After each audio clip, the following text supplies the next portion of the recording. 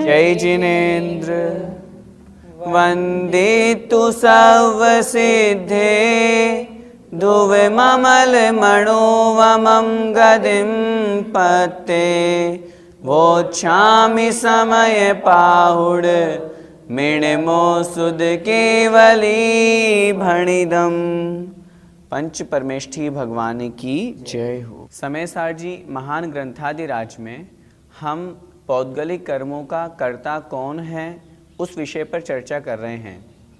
पिछली ज्ञानशाला की कक्षा में हमने समझा था कि पौद्गलिक जो कर्म हैं, द्रव्य हैं, उनका उत्पन्न करने वाला आत्मा है, उनको करने वाला भी आत्मा है, उनका स्थिति बंद करने वाला, उनको बांधने वाला भी आत्मा है। वो किस अपेक्षा से है? व्यवहारने की अपेक्षा से है। व्यवहारने से कैसे है उस बात को दृष्टांत के माध्यम से, उदाहरण के द्वारा इस गाथा में आज हम पढ़ रहे हैं। गाथा क्रमांक 115 में उसी बात को आचार्य महाराज एक उदाहरण के माध्यम से समझा रहे हैं। देखें। जय राया ववहारा, जय राया ववहारा, दोष गुण उपाद गोत्याल विदो, दोष गुण उपाद गोत्याल विदो, तह जीवो ववहारा, तह जीवो ववहारा, दव गुण उपाद गो भणिदो, दव गुण उपाद गो भणिदो। बोलिए। जय राया ववहारा, दोष गुण उपाद गोत्याल विदो, तह जीवो ववहारा, दव गुण उपाद गो भणिदो। जय राया ववहारा, दोष गुण उपाद गोत्याल विदो, तह जीवो ववहारा, दव गुण उपाद गो भणिदो। आइए गाथा का अर्थ समझते हैं। जह राया ववहारा, जह अर्थात जैसे, जिस प्रकार, राया अर्थात राजा, ववहारा व्यवहार से अर्थात व्यवहारने से, जिस प्रकार राजा व्यवहारने से, दोष गुण उत्पादको, दोष और गुणों का उत्पादक है। किसमें? प्रजा में। प्रजा की अपेक्षा से यहाँ भाव में अर्थ ग्रहण करना है। जिस प्रकार राजा प्रजा में दोष और गुणों का उत्पादक है, ती ऐसा आलविदो कहा जाता है। क्या मतलब? व्यवहारने से ऐसा कहा जाता है कि राजा यदि दोषी है तो वहाँ की प्रजा भी दोषी होगी, यदि राजा अत्याचारी है तो वहाँ के प्रजा के लोग भी अत्याचारी होंगे, राजा गलत काम कर रहा है तो लोग भी गलत काम करेंगे। अगर वह गुणों का अर्थात प्रजा में जो गुणों का उत्पादक है वो राजा माना जाता है। अगर राजा गुणवान है, राजा अच्छा है, राजा के यहाँ सारे कार्यक्रम अच्छे होते हैं तो प्रजा भी अच्छी ही कही जाती है, अर्थात प्रजा अच्छी होती है। प्रजा को अच्छा बनाने में निमित्त बनता है राजा। ऐसा व्यवहार से कहा जाता है। तह जीवो व्यवहारा, तह वैसे ही उसी प्रकार, जीवो अर्थात जीव, व्यवहारा व्यवहारने से, द्रव्य गुणोत्पादको द्रव्य और गुणों का उत्पादक, भणिदो अर्थात कहा गया है। उसी प्रकार व्यवहारने से जीव भी द्रव्य और गुण का उत्पादक कहा गया है। द्रव्य गुण का उत्पादक से तात्पर्य जो पौद्गलिक कर्म है उस कर्म में, द्रव्य में साता असाता रूप, पुण्य अथवा पाप रूप जो गुण है वो कौन प्रकट करने वाला है? वह है जीव। जीव जैसे परिणाम करेगा तद्रूप उसके वैसे कर्मों का बंध होगा। यदि वो शुभ परिणाम कर रहा है तो उसके शुभ साता वेदनी आदि पुण्य प्रकृतियों का बंध होगा। यदि अशुभ परिणाम कर रहा है, गलत काम कर रहा है, तो असाता वेदनी अथवा पाप प्रकृतियों का बंध होगा। तो इस प्रकार उस जीव में या वह जो जीव है वो व्यवहार से द्रव्य और गुणों का उत्पादक है, ऐसा कहा जाता है। जैसे सामान्य से व्यवहार में भी देखा जाता है, यदि पिता धर्मात्मा है तो उसका बेटा भी धर्मात्मा होता है। पिता स्वयं यदि मंदिर न आए तो फिर बेटे से कहे या बेटे को कोई व्यक्ति कहे कि तुम मंदिर क्यों नहीं आते, तो उसमें वो संस्कार नहीं आ पाते हैं। उसी प्रकार यहाँ पर राजा की उदाहरण के माध्यम से आचार्य भगवान कह रहे हैं, यदि राजा अच्छा है तो उसकी प्रजा भी अच्छी है, यदि राजा खराब है तो उसकी प्रजा भी खराब होगी। कर्म बंध तो जीव के साथ में होगा, लेकिन जीव के परिणाम यदि अच्छे हैं तो अच्छे कर्मों का बंध होगा। यदि जीव के परिणाम खराब हैं, अशुभ परिणाम हैं, तो अशुभ कर्मों का बंध होगा। एक बार फिर से गाथा का अर्थ देखें। जह जैसे जिस प्रकार राया अर्थात राजा, व्यवहारा व्यवहार से व्यवहारने की अपेक्षा से, दोष गुणोत्पादको दोष और गुणों का उत्पादक है, ऐसा आलविदो कहा जाता है, कहा गया है। प्रजा में दोषों और गुणों को उत्पन्न करने वाला कौन? राजा। तह उसी प्रकार जीवो व्यवहारा जीव भी व्यवहारा व्यवहारने से, द्रव्य गुणोत्पादको द्रव्य और गुणों का उत्पादक भणिदो अर्थात कहा गया है। जीव में जो पुण्य रूप कर्म बंधे अथवा पाप रूप कर्म बंधे, उनका उत्पादक कौन? जीव आत्मा। ऐसा व्यवहारने से कहा जाता है। गाथा का भावार्थ, जैसे राजा प्रजा में दोष और गुणों का उत्पन्न करने वाला है, यह व्यवहार से कहा जाता है, उसी प्रकार जीव व्यवहार से पुद्गल द्रव्य के द्रव्य और गुणों का उत्पादक कहा गया है। अर्थात उस जीव ने जो गुण अथवा दोष उत्पन्न किए, साता अथवा असाता वेदनी कर्म को बंद किया, अच्छे अथवा बुरे कर्मों का बंद किया, उसका उत्पन्न करने वाला कौन? जीव, जीव के परिणाम, ऐसा कहा जाता है। भैया जी, बंधने वाले कर्मों में जीव गुण और दोषों को कैसे उत्पन्न करेगा? बंधने वाले कर्मों में जो जीव गुण और दोष उत्पन्न करता है, वो जीव के परिणाम करते हैं। जीव के जैसे परिणाम होते हैं, उस अनुसार वो जो कर्म बंध रहे हैं उनमें गुण और दोष उत्पन्न होता है। जैसे माना कि अगर जीव ने शुभ परिणाम किए, तो अगर वेदनीय कर्म बंध रहा है तो शुभ परिणामों के निमित्त से उसके साता वेदनीय का बंध होगा। यदि उसके परिणाम अशुभ होते हैं तो उसके असाता वेदनीय कर्म का बंध होगा। तो जो बंधने वाले कर्म हैं उसमें गुण अथवा दोष उस जीव के परिणामों के अनुसार होता है।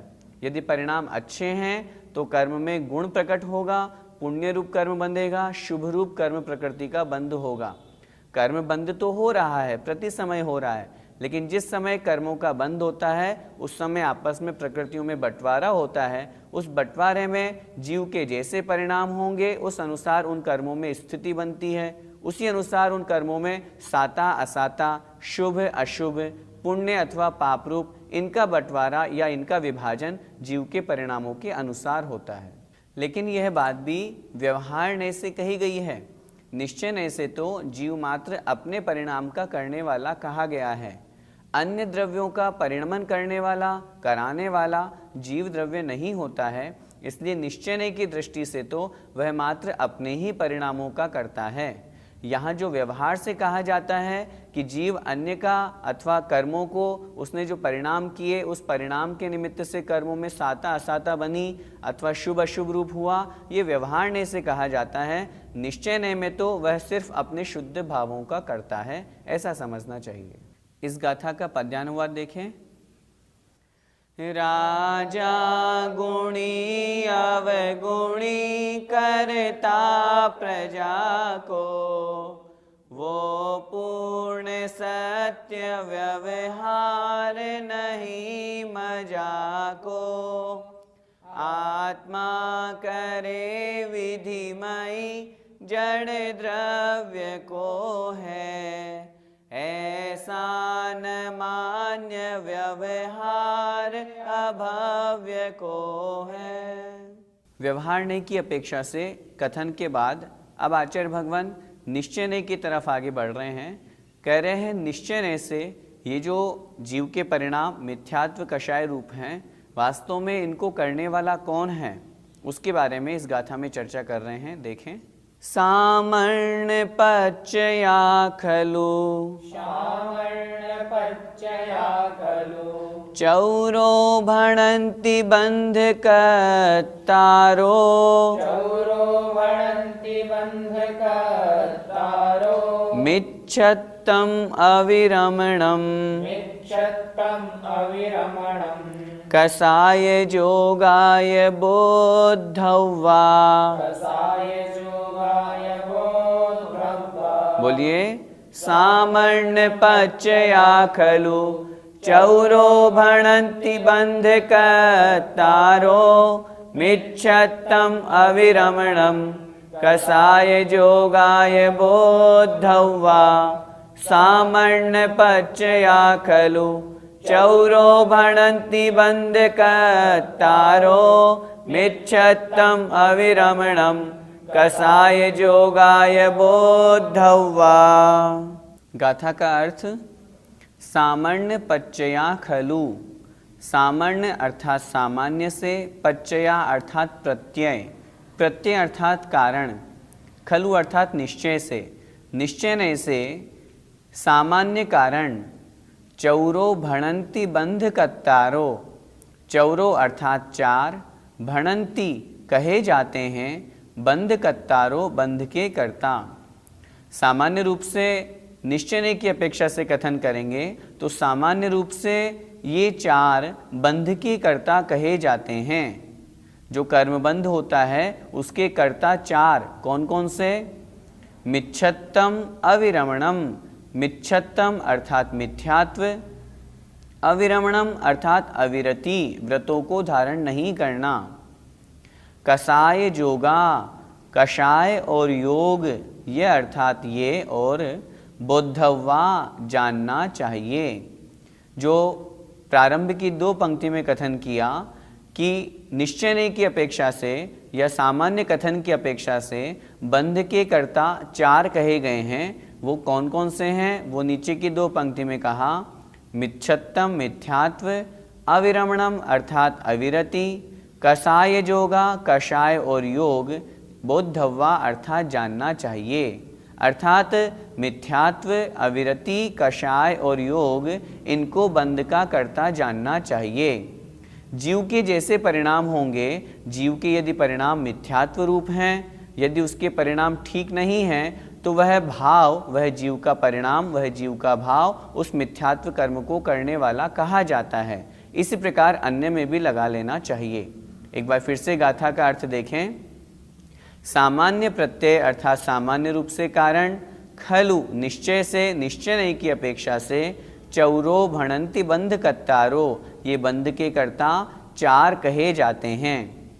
वे कौन कौन से हैं? मिच्छत्तम मिथ्यात्व, अविरमणम अर्थात अविरति, कसाय जोगा ये अर्थात और, कसाय जोगा कषाय और योग, बोद्धव्वा अर्थात जानना चाहिए। गाथा का भावार्थ देखें। वास्तव में चार सामान्य प्रत्यय, मूल प्रत्यय आश्रव बंध के कर्ता कहे जाते हैं। वे प्रत्यय वे मिथ्यात्व, अविरति, कषाय और योग जानना चाहिए। भैया जी, आचार्य महाराज तो इनको निश्चय से कह रहे हैं, वो क्यों? निश्चय ने भी दो प्रकार का, अशुद्ध निश्चय और शुद्ध निश्चय। अशुद्ध निश्चय से आत्मा इनका करता है, अर्थात ये जो मिथ्यात्व भाव है, इनके निमित्त से मिथ्यात्व कर्म को आत्मा ने किया, क्योंकि वो परिणाम भी तो आत्मा के ही हैं। ऐसा अशुद्ध निश्चय से कहा जाता है। जब अध्यात्म ग्रंथ हम पढ़ते हैं तब वहाँ अशुद्ध निश्चय को व्यवहारने के अंतर्गत ही लिया जाता है। वास्तव में निश्चय से तो आत्मा सिर्फ अपने शुद्ध भावों का करता है। शुद्ध भावों में मात्र ज्ञान दर्शन चेतन भाव जो हैं उसके अनुसार निश्चय से वह उसका कर्ता कहा गया है। अशुद्ध निश्चय से ये मिथ्यात्व आदि जो भाव हैं, परिणाम हैं, ये आत्मा के हैं, इसलिए अशुद्ध निश्चय से उसे आत्मा के कर्ता, बंध के कर्ता कहा गया है। भैया जी, यहाँ मिथ्यात्व से क्या समझना है? मिथ्यात्व अर्थात गलत श्रद्धान, मिथ्या अर्थात जो असत्य है, मिथ्या है, उस तरह की दृष्टि, उस तरह का श्रद्धान होना, यह मिथ्यात्व कहा गया है। मिथ्यात्व 5 प्रकार का आचार्यों ने बताया है, हम पढ़ते भी हैं। विपरीत एकांत विनय के, संशय अज्ञान कुनय के। पहला है विपरीत मिथ्यात्व, हमारी मान्यता उल्टी होना, विपरीत मानना, जो वास्तव में नहीं है उसको वैसा मानना। अन्य देवी देवताओं को, जो सरागी देवी देवता हैं, रागी द्वेषी देवी देवता हैं, उनको भी भगवान मान करके पूजना, विपरीत मान्यता करना। एकांत मान्यता के अंतर्गत एक ही पक्ष को लेकर के कथन करना। हमारा जैन धर्म अनेकांतात्मक है, यहाँ जो भी दर्शन में बातें कही गई हैं वो सब अनेक पक्षों को लेकर के कही गई है। यदि हम मात्र व्यवहार ही व्यवहार को माने, निश्चय को नहीं माने, तो एकांत मिथ्यात्व हो जाएगा। यदि मात्र निश्चय ही निश्चय को माने, व्यवहार को न माने, तो वह भी एकांत मिथ्यात्व हो जाएगा। हमें दोनों को साथ में लेकर के चलना है, तब अनेकांती बनेंगे। विपरीत एकांत विनय, वैनिक मिथ्यात्व, वैनिक मिथ्यात्व सबकी विनय करना।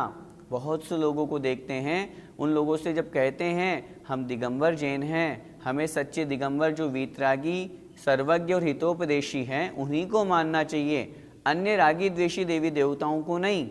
तो वो लोग कहते हैं नहीं, हम अपमान किसी का नहीं करते, हम तो सबकी विनय करते हैं, सबके आगे हाथ जोड़ते हैं, अगर किसी मंदिर के सामने से निकले तो सिर झुका देते हैं। ये भी वैनिक मिथ्यात्व के अंतर्गत आएगा। अगर हम उनके आगे सिर नहीं झुकाते हैं, हाथ नहीं जोड़ते हैं, तो यह उनका अपमान नहीं है।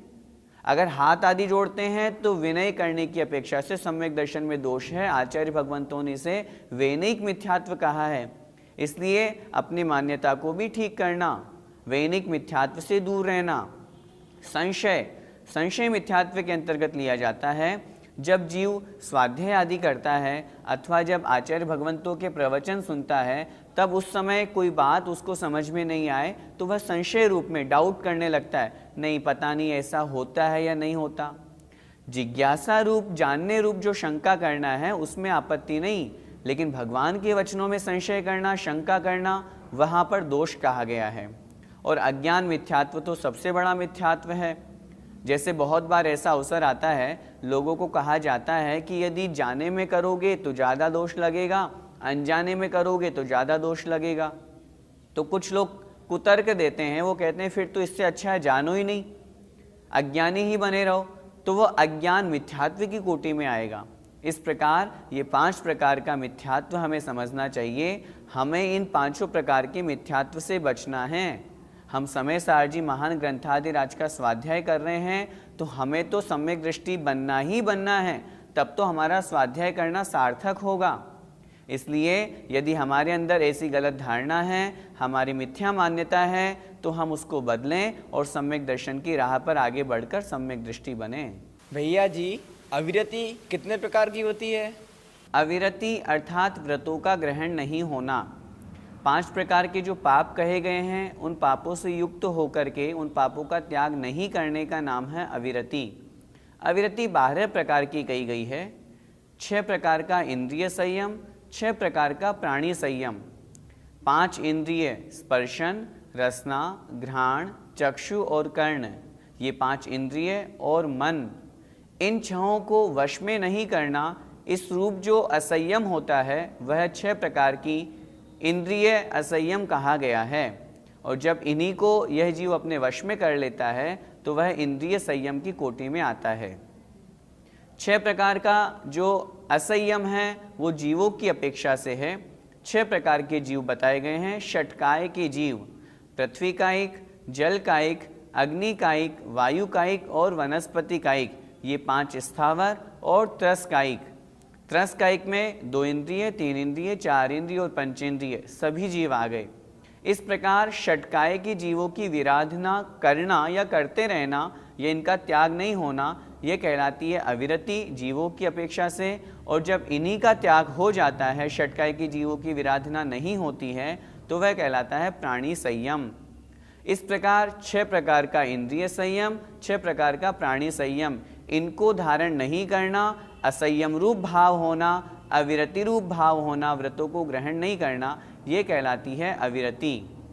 जब जीव सम्यक दर्शन को प्राप्त कर लेता है, सम्यक दर्शन के पश्चात अगर वह इन अविरति का त्याग करता है तो फिर वह आगे वाले गुण स्थानों में बढ़ता है। यदि वह 5 पापों का एक देश त्याग करता है, 12 व्रतों को अंगीकार करता है, 2-3 आदि प्रतिमाओं को ग्रहण करता है, तो उसका 5वां गुण स्थान हो जाता है।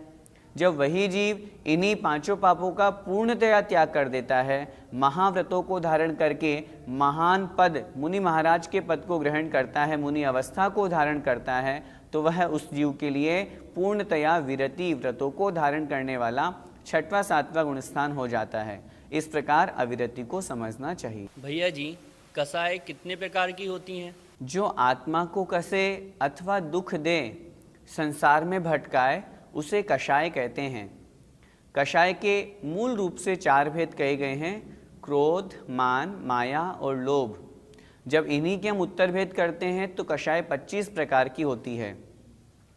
अनंतानुबंधी क्रोधमान माया लोभ, अप्रत्याख्यानावरण क्रोधमान माया लोभ, प्रत्याख्यानावरण क्रोधमान माया लोभ और संज्वलन क्रोधमान माया लोभ, ये 16 कषाय। और हास्य आदि 9 कषाय। 9 कषाय का मतलब होता है किंचित कषाय। हास्य आदि कौन कौन सी? हास्य, रति, अरति, शोक, भय, जुगुप्सा, स्त्रीवेद, पुरुष वेद और नपुंसक वेद, ये 9 कषाय कही गई है। कहने का तात्पर्य 16 और 9 ये 25 प्रकार की कषाय होती हैं। जब यह जीव उस रूप परिणाम करता है, उस रूप कषाय करता है, तब वैसा वह कषायी कहा जाता है। जब हम सम्यक दृष्टि जीव की बात करते हैं, 4थे गुण स्थान में उस जीव की अभी अनंतानुबंधी कषाय गई है। शेष अभी अप्रत्याख्यान, प्रत्याख्यान, संज्वलन, हास्य आदि उसके अभी सत्ता में हैं, उस जीव के पास में हैं। जब हम पंचम गुण स्थान की बात करते हैं, वह जीव जब व्रतों को, एक देश व्रतों को ग्रहण कर लेता है, तो उसके अप्रत्याख्यानावरण कषाय का भी अनुदय हो जाता है। जब वही जीव महाव्रतों को धारण कर लेता है तो उसके अनंतानुबंधी, अप्रत्याख्यान और प्रत्याख्यान, इन तीनों कषायों का अनुदय हो जाता है।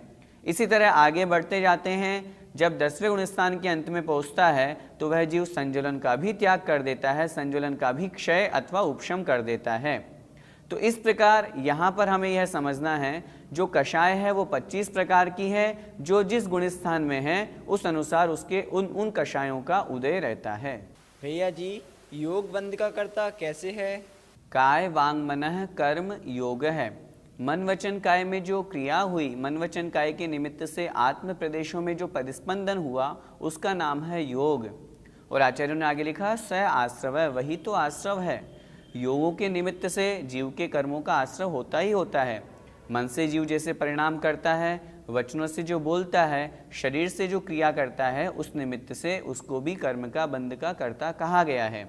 इसलिए मुख्यतया योग के 3 भेद और उत्तर भेद करने पर उसके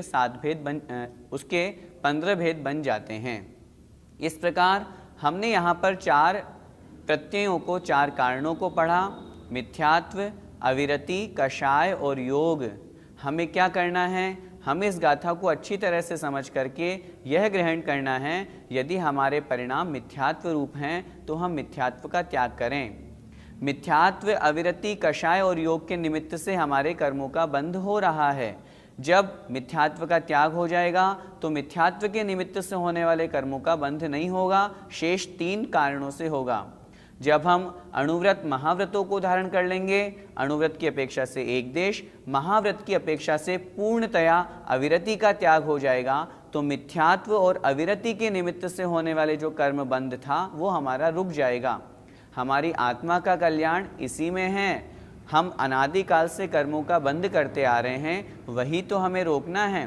इसलिए मात्र पढ़ना ही नहीं है, हमें अपने जीवन में भी ग्रहण करना है, धारण करना है। सबसे पहले मिथ्यात्व को छोड़ें, फिर व्रत नियम संयम लेकर के अपने जीवन को आगे बढ़ाने का प्रयास करें। जब वो हो जाएगा, अपनी कषायों को मंद करें, जितने परिणाम हम उज्जवल रखने की कोशिश करें उतना करें। इस प्रकार करेंगे तो हमारा पढ़ना सार्थक होगा।